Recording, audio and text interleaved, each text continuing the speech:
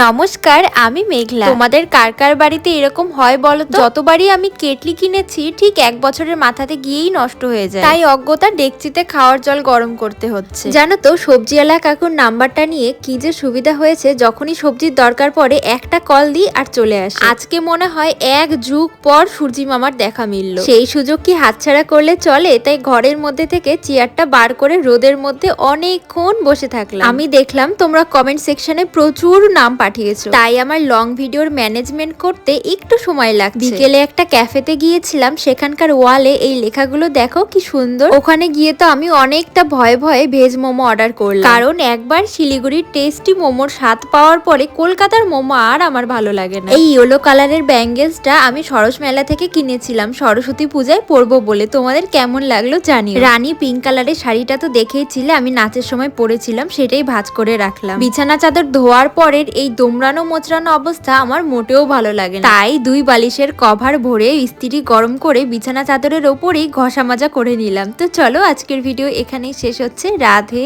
Radhe.